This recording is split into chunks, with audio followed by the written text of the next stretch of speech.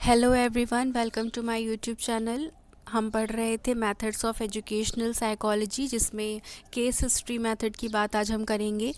इसको हम नैदानिक विधि या केस इतिहास विधि भी कहते हैं। ठीक है। साइकोलॉजी में जो आपके जो विचलित डेविएंट चिल्ड्रन होते हैं, जो भी प्रॉब्लमेटिक चिल्ड्रन होते हैं, जिनकी भी जो समस्याएं हैं, उनके बारे में स्टडी करने के लिए हम ये मेथड यूज़ करते हैं। और ये मेथड जो है वो इंडिविजुअली यूज़ किया जाता है, मतलब इंडिविजुअल की प्रॉब्लम्स को एक एक करके हम अलग अलग करके उनकी प्रॉब्लम्स की स्टडी करते हैं, फिर उनका सॉल्यूशन निकालते हैं। ठीक है। तो ये भी हम कहते हैं कि इस विधि के द्वारा जो अपराधी बालक होते हैं, उनकी समस्याओं का भी विशिष्ट अध्ययन किया जाता है कि मतलब जैसे कि क्यों वो अपराधी बालक हैं। आज अगर वो अपराधी बालक हैं तो क्यों हैं, इसलिए हमें जब इसके बारे में पता करना होता है तो हम स्टार्टिंग से पता करते हैं, उसके बर्थ से लेकर अब तक उसने जो भी काम किया, किस एटमॉस्फेयर में कहाँ वो रहता था, किन लोगों की संगत में वो रहता था, ये सारी चीज़ें, सारी घटनाओं के बारे में हम स्टडी करते हैं। तब हम जान पाते हैं कि अपराधी बालक की जो समस्याएं हैं वो क्या हैं, और उनकी स्टडी भी इस मेथड से हम कर सकते हैं। ठीक, या करते हैं।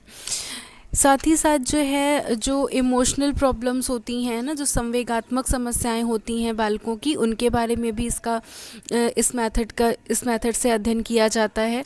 और इस तरीके से एक केस हिस्ट्री तैयार कर ली जाती है, और पूरी हिस्ट्री को ध्यान में रखकर, पूरी हिस्ट्री का स्टडी करने के बाद हम प्रॉब्लम का सॉल्यूशन फाइंड करते हैं। इसीलिए इसको केस हिस्ट्री मेथड कहा जाता है। ठीक।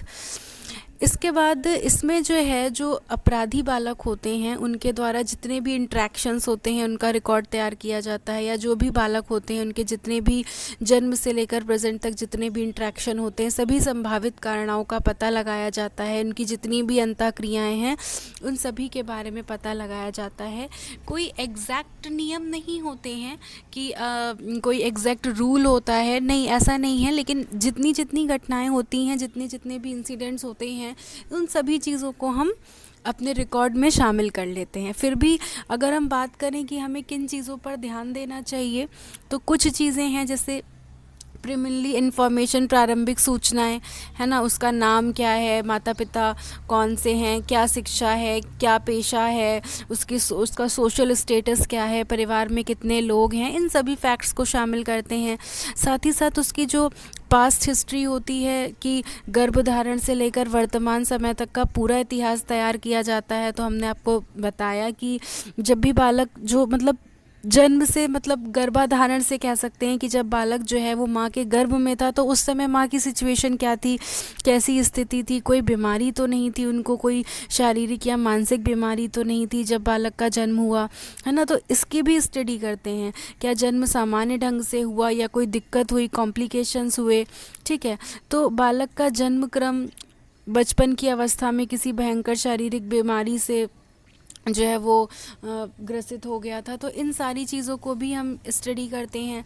इसके बाद उसकी प्रेजेंट कंडीशन क्या है ना। अब प्रेजेंट कंडीशन का भी लेखा जोखा तैयार करते हैं, उसका इंटेलिजेंस लेवल, उसका इंटरेस्ट, उसका एप्टीट्यूड, उसकी हॉबीज़ क्या हैं, उसका लेवल ऑफ इमोशंस क्या है ना, उसके अचीवमेंट्स क्या हैं। इन सारे, मतलब ये कुछ टर्म्स हम ये कह सकते हैं जिनको लेकर हम पूरा एक केस हिस्ट्री रिकॉर्ड तैयार करते हैं। ठीक है।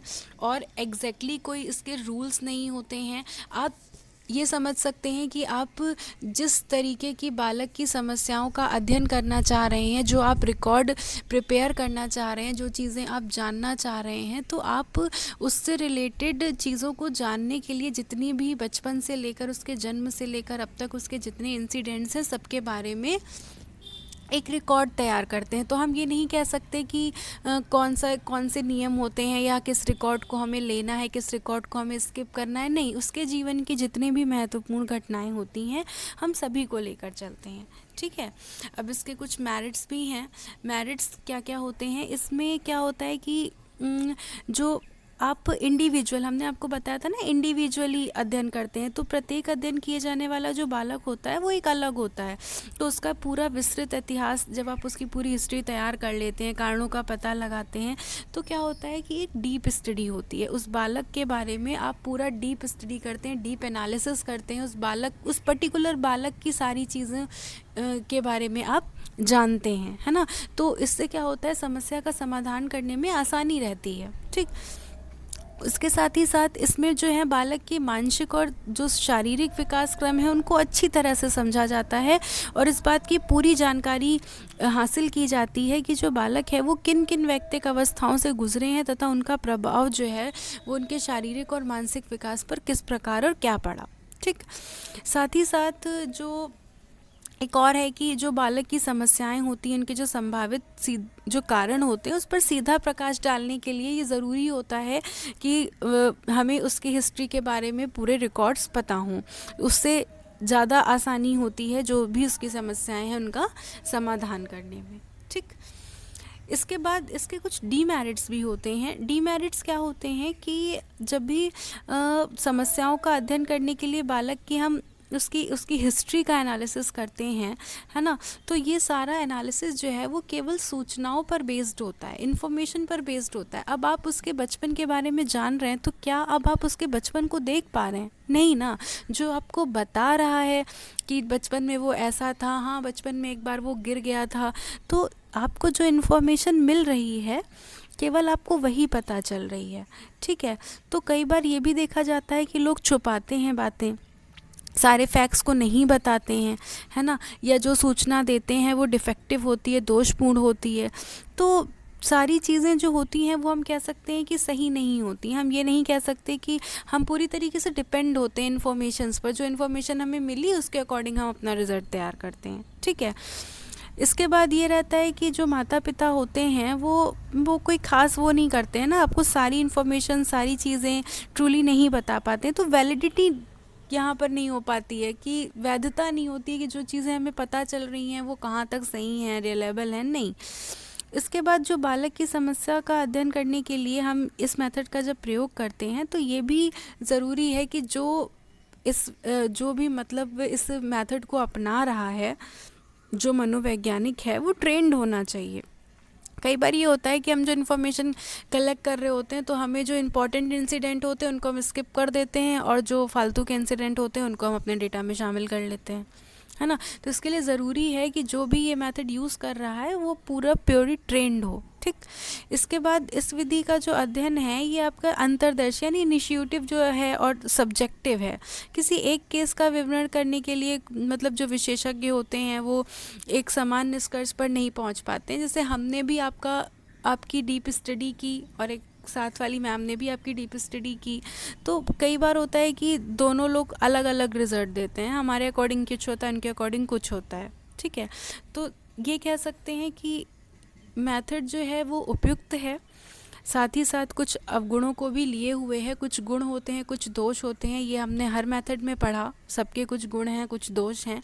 ठीक है, लेकिन अगर हम बात करें कि अपराधी बालकों के कॉन्सेप्ट में अगर हम बात करते हैं तो जानकारी जो प्रीवियस हिस्ट्री होती है उससे काफ़ी मदद मिलती है। कई बार होता है कि बच्चे की संगत ही ऐसे लोगों के साथ थी, है ना, कि उसने गलत ही आदतें सीखी, गलत आचरण सीखा, ठीक है, या शारीरिक मानसिक बीमारी से ग्रसित था, या उसके पेरेंट्स ने उसको इस तरह से छोड़ दिया। ये बहुत सारी चीज़ें होती हैं जिनसे हम पता कर लेते हैं कि एग्जैक्ट प्रॉब्लम क्या है ना।